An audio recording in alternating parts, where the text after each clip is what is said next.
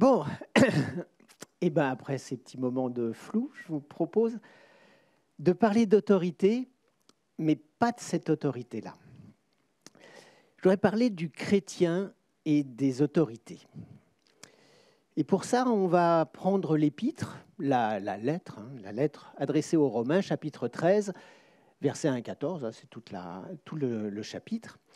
Donc Romains 13, 1 à 14, pour ceux qui débarquent, s'il y en a, Romains 13, c'est le chapitre, Romains c'est l'épître aux Romains, c'est le petit livre des 64 qu'il y a dans la Bible, et puis 1 à 14, c'est les versets 1 au verset 14. Donc c'est une prédication qui suit celle déjà qu'on a faite, parce qu'on veut construire sur quelque chose de solide, bâtir sur du solide, et pour bâtir sur du solide, il faut atteindre le roc sur lequel on va construire sa pensée, ses réflexions. Et si vous vous souvenez, c'est le sage qui construit sur le roc alors que le fou construit sur le sable.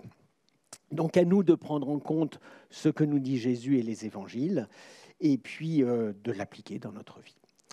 Alors, donc le chrétien et les autorités. Alors, on en a pour 25 minutes à peu près. On va essayer de tenir les temps. Pour aborder ce sujet, et plus largement de voir le rapport qu'on peut avoir dans ce monde avec cette autorité de l'État. Que tout homme se soumette aux autorités supérieures, car il n'y a pas d'autorité qui ne vienne de Dieu. Romains 13, 1. Le premier verset du chapitre nous met directement dans la situation. Que tout homme se soumette aux autorités supérieures, car il n'y a pas d'autre autorité qui ne vienne de Dieu. Alors, bibliographie, comme d'habitude, moi je prends la Bible Summer. Vous avez là d'autres sites dans lesquels vous pouvez aller chercher un certain nombre de traductions si besoin, si vous voulez comparer. Ce n'est pas toujours facile d'avoir 5 ou 6 Bibles à la maison. Par contre, sur ces sites, vous avez la possibilité d'avoir plusieurs versions. Parfois, sur des traductions, on peut mieux comprendre une version que l'autre. Le grand dictionnaire de la Bible, alors lui j'aime bien, il y a plusieurs dictionnaires de ce type chez Excelsis. Ce n'est pas pour faire de la vente, c'est juste pour que vous puissiez avoir les documents si vous en avez besoin. Ils sont dans la bibliothèque de l'église, soit à l'entrée, soit dans la pièce derrière. Et ça vous permet de temps en temps de lire un sujet. Vous pouvez avoir juste une définition, les 10 mots dont vous avez besoin, comme vous pouvez aussi avoir besoin d'un développement plus important sur 1 ou 2 pages, sur un thème plus compliqué ou sur un livre, par exemple. Donc, je vous conseille ce genre de choses. C'est de la lecture qui est pratique le soir avant de s'endormir. C'est très lourd.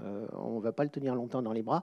Et puis, il y a un autre truc, c'est que vous pouvez lire 3 minutes, 5 minutes, 10 minutes. C'est assez facile à lire. Et puis, bon, je tarie toujours autant d'éloges à propos du commentaire biblique de Brad Dixon sur Romains. C'est un super cadeau d'anniversaire si quelqu'un veut. Pour 15 €, vous avez 300 pages, vous avez vraiment des trucs qui sont super à lire. Puis ça peut même se lire sur la plage, n'hésitez pas. Alors, nous sommes à Corinthe. Corinthe, c'est là où Paul arrive au bout de son 3e voyage. Et c'est à ce moment-là qu'il écrit sa lettre qui est destinée aux Romains. On est dans les années, en gros, entre 55 et 60, suivant les traducteurs, pas les traducteurs, suivant les gens qui travaillent dessus.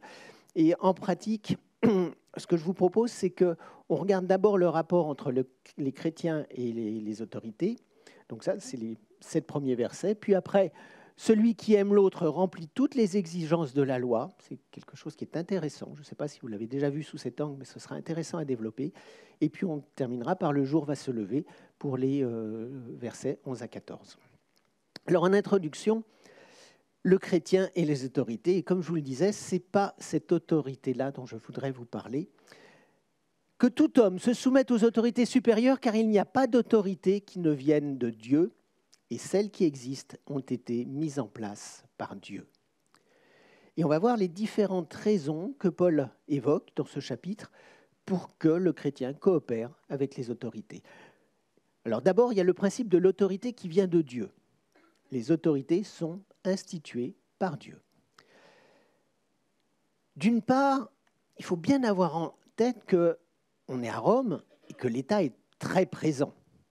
Et d'un autre côté, on a des églises en pleine croissance qui, d'une certaine manière, vont impacter la société. Au niveau purement sociologique, il se passe quelque chose en ce moment à Rome, à cette époque-là. Et puis d'autre part, le chrétien, on lui a demandé de ne pas faire sa propre justice. Alors, est-ce qu'il peut faire appel à celle de l'État ? C'est une vraie question. Est-ce que le peuple de Dieu doit reconnaître une autre autorité que celle de Dieu ? Alors, souvenez-vous que les Juifs attendaient le roi parfait, vous savez, le successeur de David, le Messie. Et les évangiles nous parlent aussi de soulèvements qui ont lieu à cette époque, qui ont d'ailleurs fini par provoquer une répression face à la résistance des Juifs, et même, ça s'est terminé par la destruction du Temple dans les années 70, après Jésus-Christ. On lit les versets 2 et 3. « C'est pourquoi celui qui s'oppose à l'autorité lutte contre une disposition établie par Dieu. Et ceux qui sont engagés dans une telle lutte recevront le châtiment qu'ils se seront attirés. Car ce sont les malfaiteurs, et non ceux qui pratiquent le bien, qui ont à redouter les magistrats. » Le premier argument, c'était le principe de l'autorité qui vient de Dieu. Vous vous souvenez, les autorités sont instituées par Dieu. Le deuxième argument, Dieu juge celui qui résiste à l'autorité. Ce n'est pas une notion qu'on a obligatoirement en tête, c'est clairement énoncé par Paul. Et on verra dans les versets 3 et 4, et même dans le 5, que les autorités sont là pour le bien de la société, qu'il faut donc obéir par crainte de se faire condamner par l'autorité. Et dans le verset 5, qu'il faut obéir car le chrétien a déjà lui-même été libéré par Jésus-Christ. Et donc, l'obéissance va dans le sens de l'amour du prochain et doit être la conséquence de l'amour de Christ envers nous. Alors, c'est une vision qui peut sembler compliquée, même peut-être un peu originale parfois, mais qu'on peut appréhender d'une façon très simple en suivant le commandement de Jésus qui est « aime ton prochain comme toi-même », que l'on va voir plus tard dans le verset 9. Je vous rappelle quand même qu'à ce moment, Paul a été emprisonné et que dans les années sans doute 67 par là, il a été condamné et exécuté. On est dans une période qui est très particulière. On reprend ces versets 2 et 3. On pourrait tout à fait considérer qu'en restant passif face à un pouvoir qui est injuste, le chrétien va cautionner le mal. C'est une grande question auquel on se pose. Est-ce qu'on peut tout cautionner ? Est-ce que si l'État est complètement hors norme, est-ce que le chrétien doit le cautionner ? Mais nous sommes dans un monde et nous devons aussi chercher le bien pour notre collectivité, en facilitant son bon fonctionnement. Et donc coopérer avec les autorités qui, normalement, cherchent la paix et la prospérité de la société. Et ici, Paul veut véritablement bloquer une tendance qui est claire à Rome à ce moment-là. Je ne sais pas si on peut utiliser ce terme historiquement, mais on va le comprendre plus facilement. Une tendance anarchique, c'est-à-dire un rejet de l'autorité de l'État. Et on est dans ces années 57-58 où les autorités se sont montrées pour l'instant assez clémentes vis-à-vis de Paul. Donc l'a priori est plutôt positif. L'autorité, comme on le voit dans le verset 4, est au service de Dieu pour ton bien. Mais à la fin du 1er siècle, la situation des chrétiens va énormément changer. Et dans l'Apocalypse, donc c'est le dernier livre de la Bible, l'apôtre Jean écrit, alors on est dans les années 90-95, on est quand même beaucoup plus loin dans le temps, mais plus loin, il ne faut pas exagérer, hein, il y a 20 ans, 25 ans. Et là, dans ces années-là, les croyants sont exhortés à refuser la marque de la bête.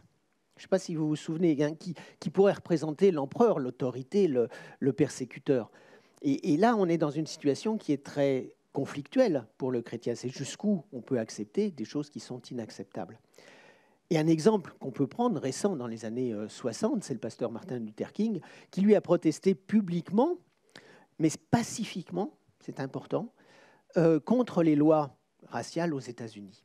Et je crois qu'il faut avoir en tête qu'on peut aussi ne pas être d'accord avec les autorités, qu'on peut le faire largement, qu'on est dans un pays de démocratie, on a le droit de dire ce qu'on pense, et que dans la mesure où on le fait de façon pacifique, il ne faut pas hésiter à dire ce qu'on pense.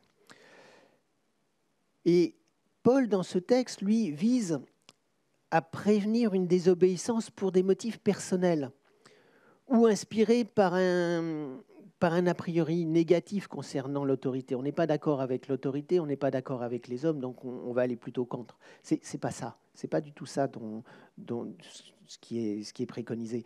Et donc, Paul nous dit, attention, vous respectez les autorités, si vous ne les appréciez pas, c'est autre chose, mais on respecte les autorités. Tu ne veux pas avoir peur de l'autorité, fais le bien, et l'autorité t'approuvera. Car l'autorité est au service de Dieu pour ton bien. Mais si tu fais le mal, redoute-la, car ce n'est pas pour rien qu'elle peut punir de mort. Elle est en effet au service de Dieu pour manifester sa colère et punir celui qui fait le mal. En pratique, on récolte ce que l'on a semé. Alors une justice humaine, bien qu'imparfaite, est indispensable, en attendant la justice parfaite de Dieu, qui aura lieu le jour du jugement dernier, le jour du jugement par Dieu. C'est pourquoi il est nécessaire de se soumettre à l'autorité, non seulement par peur de la punition, mais surtout par motif de conscience. Alors on a vu lors des derniers passages que grâce à Jésus-Christ, les chrétiens, alors qui reconnaissent Jésus-Christ comme souverain et comme Dieu, ont été rendus justes par Christ. Et comme Jésus-Christ nous le demande, l'amour du prochain nous incite à respecter l'autre, respecter Jésus, et à respecter les institutions qui nous lient à nos concitoyens. C'est pour les mêmes raisons que vous devez payer vos impôts, car ceux qui les perçoivent sont eux aussi au service de Dieu, dans l'exercice de leurs fonctions. Rendez donc à chacun ce qui lui est dû, les impôts et les taxes, à qui vous les devez, le respect et l'honneur, à qui ils reviennent. Et les impôts contribuent au bon fonctionnement de la société. Et si vous reste un doute sur l'importance de payer les impôts, alors peut-être pas les plus gros, mais les taxes ou autres, et si on râle un petit peu parce qu'on est dans un État qui charge pas mal, rappelez-vous que Jésus lui-même a donné l'exemple. Dans Matthieu 22, « Montrez-moi une pièce qui sert à payer cet impôt. » Et ils lui présentèrent une pièce d'argent. Alors Jésus leur demanda, « Cette effigie et cette inscription, de qui sont-elles ? » De César. Jésus leur dit, « Eh bien, rendez donc à César ce qui revient à César, et à Dieu ce qui revient à Dieu. » Vous vous en souvenez, hein ? Celui qui aime l'autre remplit toutes les exigences de la loi. Ne restez redevable de rien à personne, sinon de vous aimer les uns et les autres.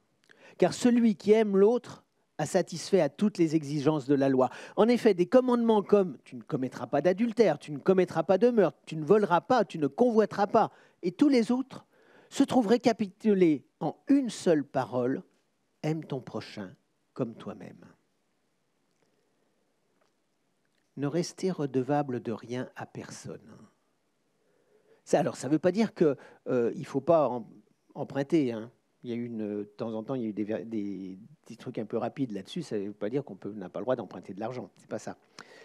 Ne rien devoir renvoie aimer. Mais en fait, si vous empruntez, il faut rembourser, quoi. Sinon, ce n'est pas acceptable. Bon. Celui qui aime l'autre a satisfait à toutes les exigences de la loi. Voilà en fait notre seule dette, aimer les autres. Alors, en pratique, parce qu'il faut quand même être un petit peu dans le réel, est-ce qu'on peut se poser systématiquement la question, est-ce que ce que je veux faire est compatible avec l'amour du prochain ? On va un petit peu plus loin. Est-ce révélateur de mon amour pour le prochain ? Peut-on aimer quelqu'un et le trahir, le voler, l'assassiner ? Celui qui aime ne cause aucun mal à son prochain. Aimer son prochain, c'est donc accomplir toute la loi. Celui qui aime ne cause aucun mal à son prochain. Aimer son prochain, c'est donc accomplir toute la loi. Toujours petit clin d'œil dans tous mes messages. Ce n'est pas parce que je suis en face de vous que je suis différent et moi aussi j'ai une grosse poutre dans l'œil qui ne m'empêche pas, par contre, de voir la paille qui est dans l'œil de mon voisin et qui obscurcit ma vue. Alors le jour va se lever, après le chrétien et les autorités, celui qui aime l'autre remplit toutes les exigences de la loi, le jour va se lever. Verset 11. Faites ceci d'autant plus que vous savez en quel temps nous vivons. Comme Jésus, Paul insiste sur le retour imprévisible de Jésus à la fin des temps. Ce retour sera précédé de périodes difficiles, de troubles. Mais ça ne doit pas décourager le chrétien et même plutôt l'encourager à être plus fidèle, plus proche de Jésus.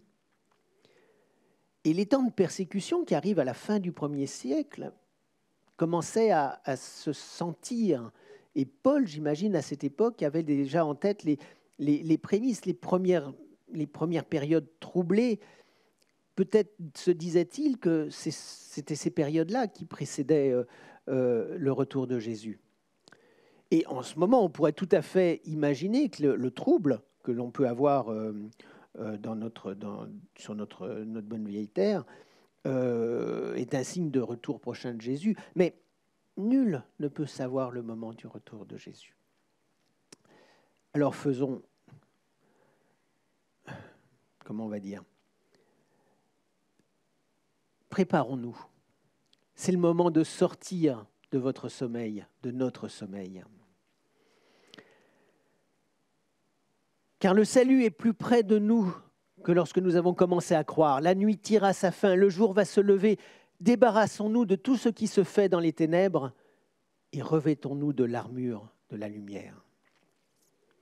Donc soyez vigilants. Sortons de notre sommeil, réalisons qu'il est temps de s'impliquer et d'accepter Jésus avant qu'il ne soit trop tard.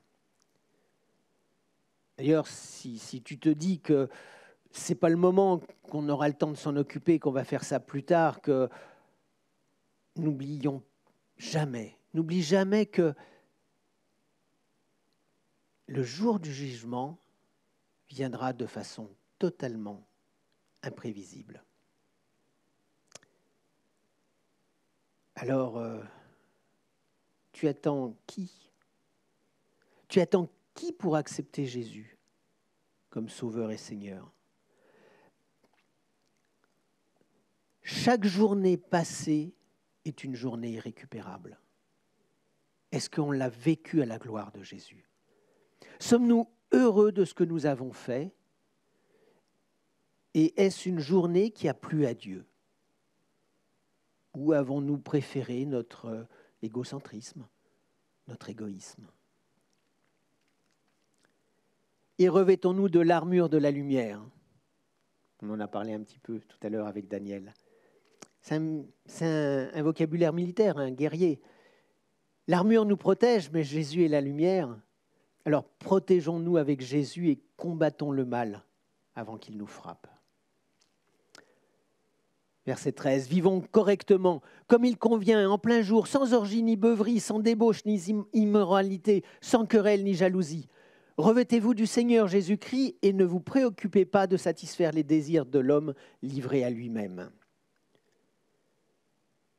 Vivons correctement, il y a dans le texte initial, il y a une notion de dynamique. On pourrait aussi dire marchons correctement, vivons. Voilà, il y a une volonté d'aller. Une vision dynamique du chrétien qui n'est pas là uniquement pour attendre, se stabiliser, ne pas bouger. J'attends le retour du Seigneur. Mais le chrétien doit agir. Il doit agir pour établir le royaume de Dieu sur terre, pour faire la volonté de Dieu, pour être un acteur et non pas subir passivement les aléas de la vie.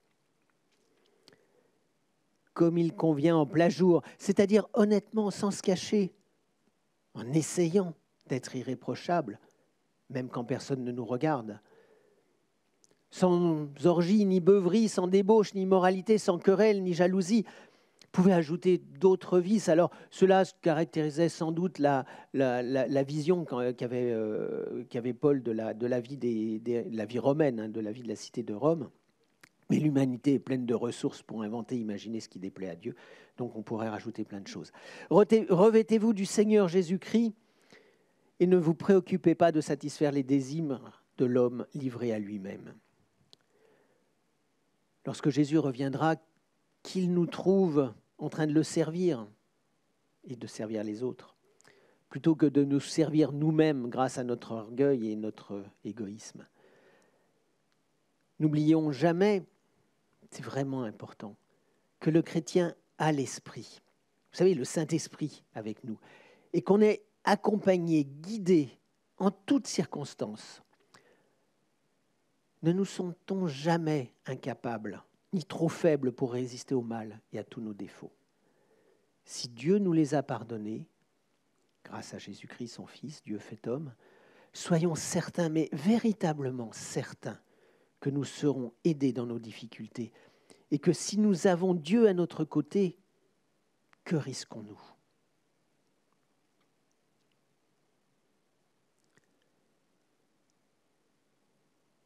Je vous propose maintenant de conclure. J'ai toujours des conclusions un peu longues, donc ce n'est pas fini tout de suite. On reprend le premier verset. « Que tout homme se soumette aux autorités supérieures, car il n'a pas d'autorité qui ne vienne de Dieu. » C'est un sujet important pour Paul. D'ailleurs, on le retrouve dans d'autres lettres. Par exemple, lorsque la lettre adressée à Tite, il est noté au tout début, « Rappelle à tous qu'ils ont à se soumettre aux gouvernants et aux autorités, qu'ils doivent leur obéir et être prêts à accomplir toute œuvre bonne, qu'ils ne dénigrent personne, mais qu'ils soient au contraire conciliants, courtois, et qu'ils fassent preuve d'une parfaite amabilité envers tous les hommes. »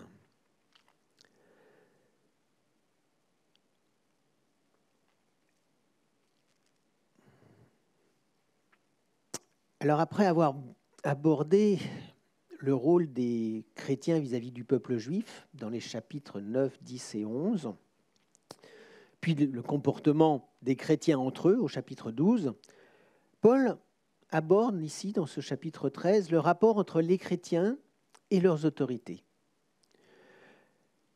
Le chrétien doit respecter les autorités et s'y soumettre, puisqu'elles sont destinées par Dieu à veiller sur le bien de la collectivité, ce qui nous fait aussi payer nos impôts et taxes en tout genre. Ce qui n'empêche pas aussi de donner à l'Église, donner de l'argent bien évidemment, mais aussi donner du temps à l'Église, le tout pour vivre l'amour entre chrétiens et l'amour de l'autre. Vivre dans l'amour de l'autre, c'est aussi accepter la soumission aux autorités. Ce sont les autorités de l'État, ce sont aussi les autorités de l'Église. Ça, c'est un autre sujet. Alors, si on voulait simplifier en une diapositive le message donné par Paul dans le chapitre 13, les chrétiens doivent respecter les autorités, payer leurs impôts, aimer leurs prochains, se conduire honnêtement, sans excès, en vue du retour du Christ. Je vous propose 1 minute de prière, de silence, et puis après, je prendrai la parole et je terminerai par une courte prière. Je voudrais juste qu'on puisse réfléchir sur notre rôle par rapport aux autorités et dans quel cadre, effectivement, on peut peut-être améliorer les choses, améliorer notre vision, tout en ayant une possibilité de parfois critiquer, il n'y a pas de souci là-dessus, mais en restant toujours dans le côté pacifique et logique. Et tout ça pour la gloire de Dieu.